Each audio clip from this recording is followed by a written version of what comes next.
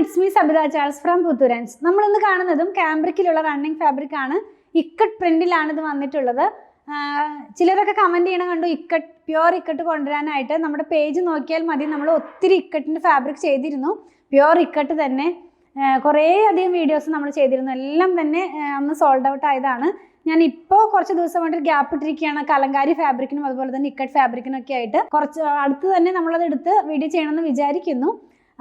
ഇപ്പം ഞാൻ കൊണ്ടുവന്നിട്ടുള്ളത് കാംബ്രിക്കിലുള്ള ഇക്കട്ട് പ്രിന്റ് ആണ് കേട്ടോ, പ്യുവർ ഇക്കട്ട് അല്ല, ഇക്കട്ടിൻ്റെ പ്രിന്റ് ആണ്. മറ്റത് നമ്മൾ കൊണ്ടുവരുന്നത് പ്യുവർ ഇക്കട്ട് ഫാബ്രിക് തന്നെയായിരുന്നു. ഇതിൻ്റെ പ്രൈസ് കൊണ്ടുവന്നിട്ടുള്ളത് 119 ആണ്, 119 രൂപയാണ് പെർ മീറ്റർ വരുന്നത്. 44 ഇഞ്ച് വിഡ്ത്തിലാണ്. ഈ ഒരു ഡിസൈനിൻ്റെ തന്നെ 4 കളേഴ്സാണ് ഞാൻ വെയർ ചെയ്തിരിക്കുന്നതും സെയിം ഫാബ്രിക് തന്നെയാണ്.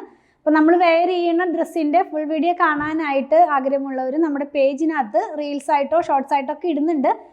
ഇൻസ്റ്റയിലും ഫേസ്ബുക്കിലും റീൽസ് ആയിട്ടും യൂട്യൂബിനകത്ത് ഷോർട്സ് ആയിട്ടും തലേ ദിവസം തന്നെ അപ്ലോഡ് ചെയ്യുന്നുണ്ട്. അപ്പോൾ അത് നോക്കിയാൽ വീഡിയോ ഡ്രസ്സ് ഫുള്ളായിട്ട് കാണാവുന്നതാണ് കേട്ടോ.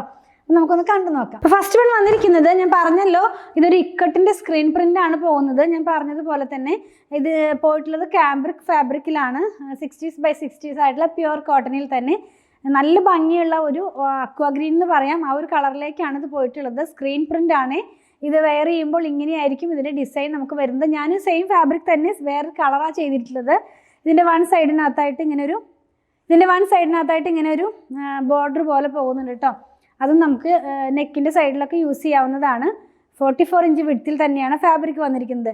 പിന്നെ വരുന്നത് പിങ്ക് കളറിലാണ്, എല്ലാവരുടെയും ഇഷ്ടപ്പെടുന്ന ഒരു കളർ തന്നെ. കുറച്ച് ബ്രൈറ്റ് ആയിട്ടുള്ള പിങ്ക് ആണ്, സോഫ്റ്റ് ആയിട്ടുള്ള പിങ്ക് അല്ല, ബ്രൈറ്റ് ആയിട്ടുള്ള പിങ്ക് തന്നെയാണ്. ഇതിനകത്തും നമ്മൾ വെയർ ചെയ്ത് കഴിയുമ്പോൾ ഈ ഒരു പാറ്റേണിലായിരിക്കും ഈ ഫാബ്രിക് വരുന്നത്. കാംബ്രിക് ആണ്, കാംബ്രിക് കോട്ടൺ ആണ്.